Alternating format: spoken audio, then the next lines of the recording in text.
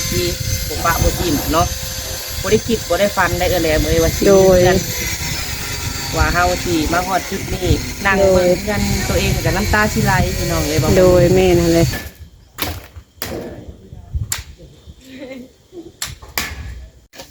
โดยกราบสบายดี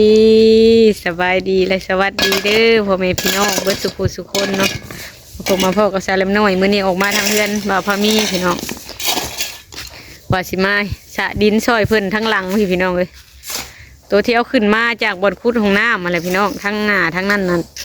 สะไปทั้งนั้นทั้งหลังแล้วไปแล้วก็เลยมื้อนี้ว่าออกมาสะดินซอยเพิ่นซะก่อนมาเบิ่งทางเฮือนทางซ่านเพิ่นน้ำพี่น้องเลยสบายดีเด้อพี่น้องเด้อป้าตัวน้องชายผ่ามามื้อนี้ตัดทรงผมใหม่เลยได้พี่น้องอ้วนเลยตัดอ้วนพี่น้องเอ้ยยังอ้วนด้วยนะนี่มาสะดินก่อนเฮาสิออกไปทำคลิปข้างนอกมาพี่น้องเราต้องเฮ็ดเวียกเขาเองก่อนโดยลายเติบพี่น้องเพราะว่าเพิ่นก็คอยสะไปน้ำมือเล็กๆน้อยตอนเช้าตอนแรงแม่นหั่นเลยเวลาเฮ็ดพี่น้องเลยดินบนเอาขึ้นมานี่ก็ได้คูนเฮือนลายเติบพี่น้องเลยบนคูดห้องน้ำนี่ก็บ่ได้ซื้อฮะได้แล้วมันสูงสำนีแล้วพอดีงามเพราะว่าเพื่อข้าเจ้ากระสีทมข้างดินข้าเจ้าคือกันพอดีเพียงใส่กันถ้าเที่ยวสิไปใช่ฮะพากันสาดินกองใหญ่ๆนี่แหละพี่น้องแล้วก็สิพากันออกไปนอกพุ่นแหละทางคุมเตาถ่านพุ่นแหละพี่น้องเลยไปหาสาวน้อยไปหาสาวซาเท่าคูนแถวนั่นแหละไปหาครัวหอยวะแบบพามีเพิ่นนอนพี่น้องเลยนอนพี่เด้อพอดีว่าน้องไผ่กับน้องเคยน้องไผ่เขาเล็บน้อยกับน้องชายของเมื่อบ้านทั้งเมทัลก็หาคนมานอนเป็นหมู่แล้วนอนเผาเครื่องพี่น้องเลยสบายดีด้วยเทวสบายดีมีตู้ก่อนสบายดีเด้อทางในก็สร้างเพิ่นกระโบกเพื่อนน้อยเขาไปเบิ่งดูไปพาเขาไปเบิ่งในทางในพูไปเขาไปเบิ่งทางในก่อนพี่น้องวันนี้ในเที่ยวสิเข้าไปได้อยู่บ่โดยพี่น้องพาขึ้นมาเบิ่งทางเครื่องเฮือนก่อนวันนี้สร้างเพิ่นกำลังเฮ็ดเวียกเฮ็ดงานอยู่สาบได้แล้วเว้ยสาบวันนี้ป้าอันนี้คือเขียนมาใหม่ๆแปลกๆนี่ได้มาใหม่ป่ะตัวนี้ซื้อมาใหม่ป่ะซื้อวานนี่พี่น้องเลยไปใส่ไม่วิ่งพบเห็ดเพิ่นซอยเข้ามาเพิ่นซอยมาแล้วเจ้าไปซื้อกระเบื้องเพิ่นกับบ่ได้ว่าไปซื้อให้ไปซื้อกะโลดอกเพิ่นเอาเงินให้โดยกระดาษเห็นอันนี้มันยังบ่มีเจ้าก็เลยตัดสินใจนะไปซื้อกะโลไปซื้อตัวพี่น้องเลยมันก็5,000ทางยาแนว5,000ตัวนี้นี่ใส่ห้องน้ำบ่อันนี้นะนี่ห้องน้ำงามอยู่พี่น้องใส่พื้นมันบ่ตัวนี้ใส่ห้องน้ำเป็นหยาบได้นี่ครับเป็นหยาบพี่น้องใส่ห้องน้ำตัวนี้แหละตัวอันใดอันนี้ขามันบ่ข้างของน้ำเนาะนี่เวลาเขาบ่ให้น้ำมันกระเด็นใส่โดยใส่ผ้ามันพี่น้องเลยงามอยู่บ่น้ำสีขาวเนาะสีวุ้นสีใสเงินเพิ่นให้พี่น้องเอ้ยบ่ได้ว่าสิไปซื้อชายพุ่มเพื่อยทั้งอื่นพี่น้องเอ้ยน้องชายก็ได้ทั้งแม่เพิ่นก็ว่าให้ค่าน้ำมูกน้ำมันได้ว่าโดยเขาเห็นอันนี้มันยังขาดอยู่เขาก็เลยซื้อพี่น้องโดยตัดสินใจซื้อก็ได้เครื่องเฮือนพี่น้องเอ้ยเงิน5,000ก็เป็นแนวที่ว่ามีคุณค่าพี่น้องค่ะซื้อเป็นเครื่องของนั่นนี่มาใส่เครื่องใส่ชานก็ได้อยู่ตลอดก็ถือว่าดีเลยเฮาขึ้นได้ต้องทำสร้างก็ได้แบบมียังแน่สินะโดยสมมุติว่ายังบ่พอยังจักเล็กจักน้อยสมมุติพอมีเล็กๆน้อยๆก็ซื้อโฮมไว้พี่น้องเอ้ยซื้อใส่ทางในฉาบทางในเลยพี่น้องเอ้ยกันไปเดียวเพื่อนไผ่เทวนายเอสั่งเอมาจากคนมือนี้เนาะสั่งนี่มาจองเขาสั่งโย่บ่น้องวันนี้แล้วกันไปสะดินซอยเพิ่นก็เล็กๆน้อยๆซอยกันไปมือเล็กมือน้อยชบเอาเวลาเกิดมาลูกเสียงกล้องก็อยากมั่วเนี่ยกีนี่ไปลงไปทางหลุมไปเลยเที่ยวไปลงมาเที่ยวเจ้าขากล้องเท่านั้นเองได้ขากล้องคนยางมัดนะอยู่กับพ่อนะพ่อแหละลงกันเด้อวันนี้เวียดกันเด้อพี่น้องเลยพี่น้องสิไปซ่อนดินซะก่อน ไปเอาเสียมไปเที่ยวเอาเสียมมาซ่อนไปทางไหนที่ล่อที่ทางล่อเพราะเขาก็มีหลอกบ่ค่ะ เอาล่อเจ้ากับพี่เนี่ยเลยจะยืนเข้ามาหรือว่าเลยวะ ยืมไป จะยืนเข้ามาเลยล่อจะบอก เอาเดี๋ยวซื้อได้ใช่ไหม หางไปใช่ค่ะเอาไว้ไปเอาเลยหรือว่าไอ้นี่ที่บอกว่ากันนาพูด แล้วส่วนพูดเลย ก็นาเขาโล่บอกไม่ใช่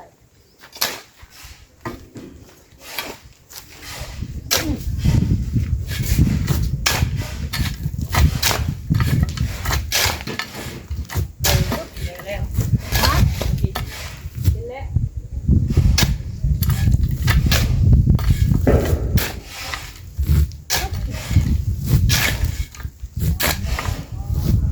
เอ๊ะไปบอกว่าหอยเอวไปครัวหอยมาไว้กินก่อนเอาถามชื่ออยู่ที่นั่นไว้ครัวหอยทำได้โบราณ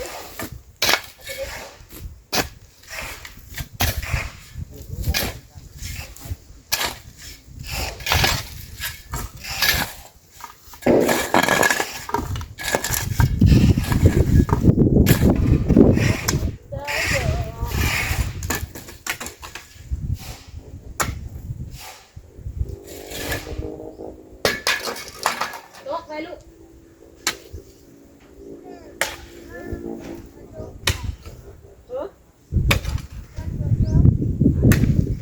ตัวนี้เป็นดินเก่าที่เป็นสระลงมาแต่เพื่อนเอาขึ้นไปเทิงแล้วมันลายพุ่นแต่สระลงมาไว้นี่ติดกองไว้นี่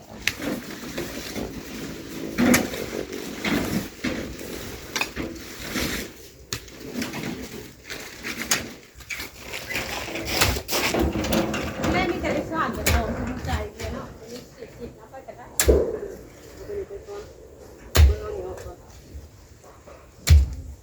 กำลังใจแลมหน่อยเด้อพี่น้องเด้อ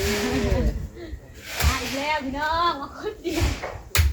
ตั้งซอยกันพี่น้อง เรียก ซอ มาย กั แล้ น วพี่น้องเอ้ย ตั้งซอยกันแน่ถ่ายคลิปน้ำแน่พี่น้องเลย เอาใส่กำลังใจเด้อพี่น้องเด้อ ก็ได้ถ่ายคลิปน้ำซอยคลิปน้ำซอยพอถ่ายคลิปก็มีคือกันซอยเน่ถ่ายคลิปเน่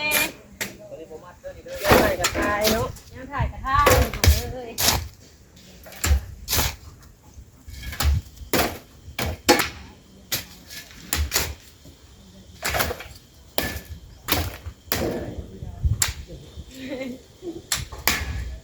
ป่วยยังเนาะอารมณ์ดีเนาะ ตัวหันเลย อารมณ์ดีอารมณ์ดีจะเข้าเนาะแลมหน่อยเนาะ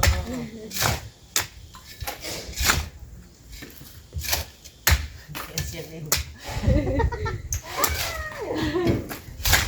เดี๋ยวมาเด็กครับโอ้มันอยู่บนเทียคานเลยเป็นสองเพลงจ้าคือวิทย์ใช่ไหมทางนั้น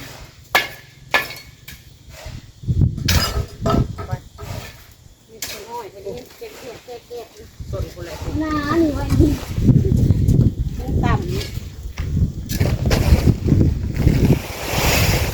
ปั๊บงานดี ปักไปย่างไปย่างมาแซ่บอีกนะปักก็ตีมันตะเล่นเลย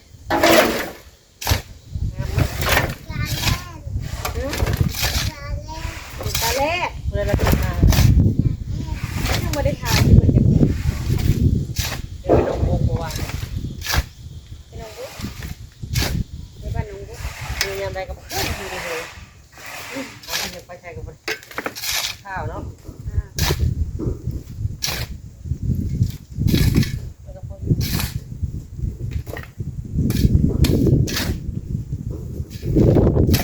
บ้านไปมือละเล็กมือละน้อย ข้าวก็ย่านเห็ดไปมาเพื่อนคำมืดก็เห็ดไปคือละ2 รอบลาวแล้วก็พ่อสินะก็เขาที่ถ่ายมันเดียวไปน้องเอ้ยหาเวลายากเนาะเอเลมเห็ดไป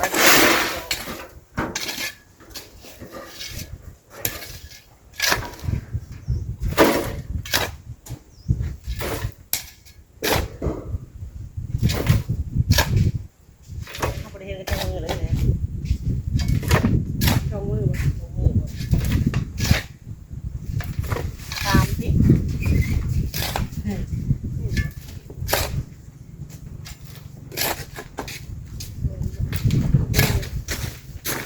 มือเข้าไปอะไรนะวันผิดแต่ดิเห็ดกันอยู่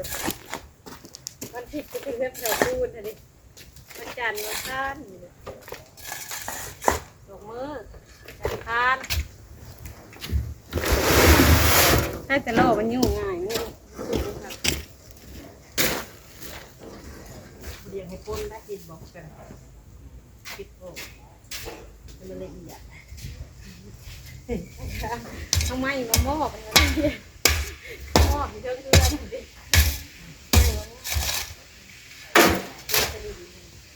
ไม่ได้ใกล้คุ้มห้องน้ำดินทันเลยใกล้คุ้มห้องน้ำนี่ว่าจะทะเลลงอ้อนประเทศเลือกไม่ได้แก้ให้ฮะหนุ่มชงโตเจ้านี่มันหนาว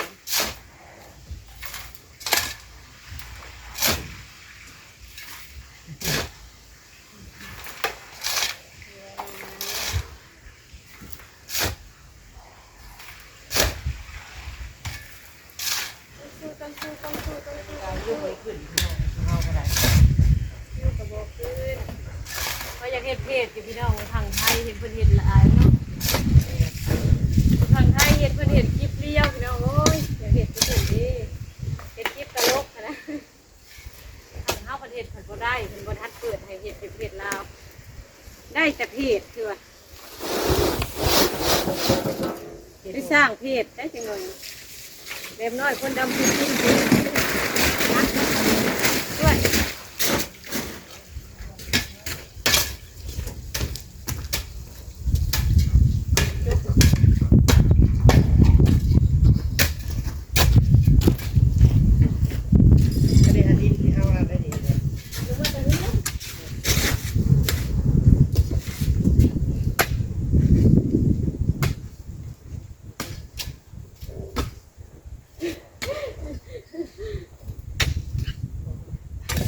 ถามความรู้สึกน้องชายอยู่แล้วว่า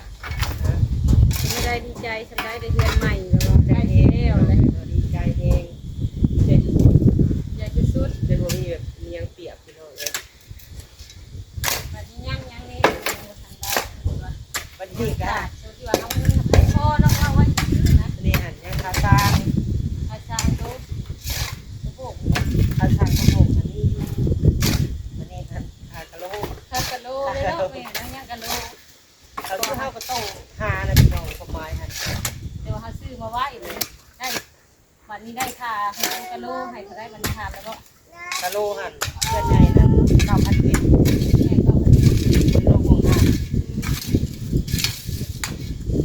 เป็นใหญ่หน้าที่พ่อหน้าละ10 ปลายแก๊ส14ประมาณ20 ปลายแก๊ส9,000 กินไปน้ำเนาะอย่างน้อยก็ได้กะโลมาไว้แล้วคือทำสร้างแล้วไอ้เหี้ยเขาเดี๋ยวซื้อมาไว้เขาก็ซื้อไว้ปียังมียังแน่กะโลขนาดเท่าไรจะทำค่าช่างนะเขาหูเขาก็ซื้อมาไว้ไว้จะเล็กจะน้อยเนาะเด็กกับพ่อเองไม่ใส่ใจทั้งอื่นดอกเงินกันเลยว่าเขามีคนเก่งคนเห็ดได้ก็ดีสี่ต้นเอาอยู่แล้วสี่ต้นหมุนเขาเอาเงินไปใส่ใจทั้งอื่นพี่น้องเลยเขาก็เบิดแต่นั่นก็เลยให้เปิดสิหาได้ไปถ่ายคลิปได้ที่ผม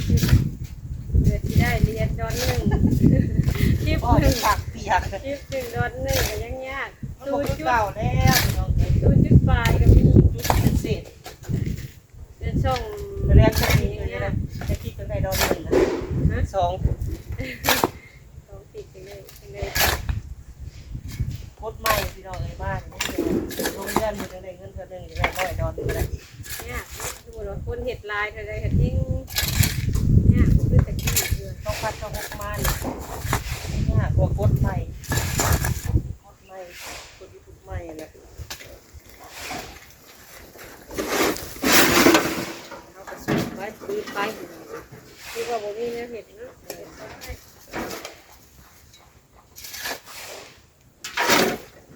ก็ว่าจังได๋ก็ไม่ใช่ใหญ่แล้วบ่มักมีนะ ฮะ ใหญ่แล้วมักมีนะประทัดไปคอยเบิ่งโอ้ไอเที่ยวกะลินคักเลยแน่พากันซ่านดินพี่น้องมื้อนี้ปรับดินข้างๆรังเฮือนบ่พอมีปรับไปมือเล็กมือน้อยป้าไปถึงมันสิเจ็บเฮงปรับยาก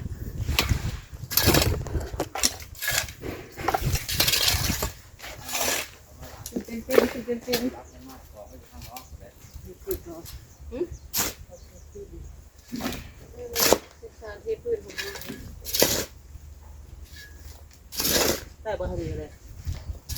ได้ก็แล้ว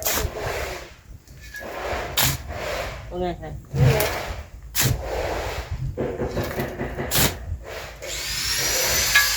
ข้าวกำลังท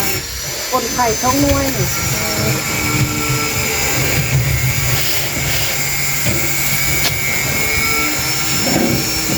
ำปิ้งกระดูกหมูเจ้าไห่ก็มันยัง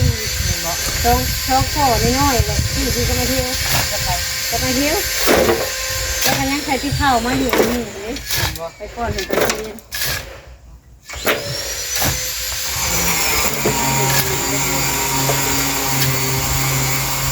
ว่าในประเทศประเทศที่เห็น เมี่ยนไหม้นี่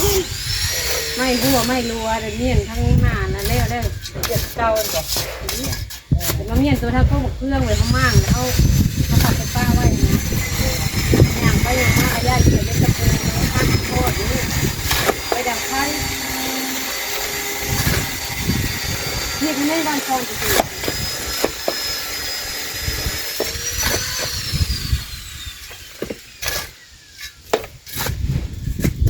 น้องไก่กับน้องใจเมื่อบ้านก็เป็นแปลกๆอยู่นะก็เป็นเงียบๆแต่ละมือบันเห็นกันโอ้บ้านอีกแล้วนี่ ประเทศคนอยู่เดือนเลยฮะเขาบอกว่ากี่ดอกมันเยอะ ที่เจอไปเรื่อยที่ในเขามือบ้านงามเลยพี่น้องหายเลยดิไปดินั่นแต่กองใหญ่เพื่อนพี่น้องบ้านนี้ทางนี้แล้วเลยสำหรับคลิปนี้ชาเลมน้อยก็สิขอจบคลิปก่อนเด้อพี่น้องไปซ่อนดินตัวนั่นก่อนให้มันได้ยับไปเน่พี่น้องชาเลมน้อยก็สิได้ขอจบคลิปเลยพี่น้องเอ้ยมาช่วยน้องชายคือเก่าพี่น้อง ขอบคุณหลายๆเด้อเนาะทางคุณใหญ่ใจดีใจบุญที่หักแพงบ่พอมีพี่น้องเอ้ยบ่พอมีก็ดีใจหลายเนาะที่ว่ามีมื้อนี้วันนี้แต่กับแม่ๆ FC บ่ปะบ่ทิ่มเนาะบ่ได้คิดบ่ได้ฟันได้แหลมว่าสิ โดย กันว่าเฮาสิมาฮอดจุดนี้นั่งเบิ่งกันตัวเองกับน้ำตาสิไหลพี่น้องเอ้ยบ่ โดยแม่นั่นเลย จังไดก็เงินที่แม่ๆ FC ให้มอบให้ทีละเล็กทีละน้อยแต่เทื่อละ200-300 บาทเนาะเทื่อละ4-5 แสนว่าพอมีเก็บไว้ใช้จ่ายในเงินชานเด้อพี่น้องเอ้ยขอบคุณให้แม่ๆ FC อยู่ดีมีแฮงสุขุสุขคนเนาะแล้วก็ฝากติดตามช่องแรมน้อยในเด้อพี่น้องเอ้ยติดตามตอนต่อไปว่าฟันของบ่าวพอมีสิเป็นจริงบ่หรือว่าใดพี่น้องเอ้ยขอบใจหลายๆเด้อเนาะ โดยพี่น้องขอบคุณผู้ใหญ่ใจดีเบิดทุกท่านที่ช่วยสู้บ่าวพามีเด้อพี่น้องเด้อความพันเพิ่นก็ได้มากายครึ่งทางเลยพี่น้องเอ้ยดีใจน้ำน้องชายเพิ่นจากทำอิฐกับเพิ่นกับบุกบืนเอาดินพี่น้องเอ้ยผลเอาดินเอาโดนนี่แหละพี่น้องเอ้ยรายจ่ายก็หลายอย่างแต่ก็สู้ชนอดทนนี่แหละพี่น้องอยากได้เป็นของตัวเองพอได้อยู่ได้เช่าพี่น้องเอ้ยดินโดนต้นหญ้าก็มาอยู่บอนใหม่มันมีน้ำมีในเน่พี่น้องเอ้ยบอนเก่าก็อยู่อาศัยคือเก่าพี่น้องแต่ว่าย้ายมาบอนนี้ก็มีน้ำมีในขึ้นจากบอนเก่าบ่มีน้ำเพิ่นก็ได้มีน้ำแต่ก็บ่ได้ปะบอนเก่าพี่น้องก็อยู่ก็เช่าคือเก่าหั่นแหละอยู่หั่นก็ได้พี่น้องเอ้ยบอนผู้ใหญ่เพิ่นช่วยก็เพิ่นช่วยตั้งรักใครแต่ที่แรกทำอิฐพี่น้องเพิ่นก็บักบืนสู่ทนมาพี่น้องเอ้ยสู่เอาจังใดคลิปนี้ก็ขอตัวไปเฮ็ดเวียกก่อนเด้อพี่น้องเด้อขอบคุณละลายสบายดีเด้อ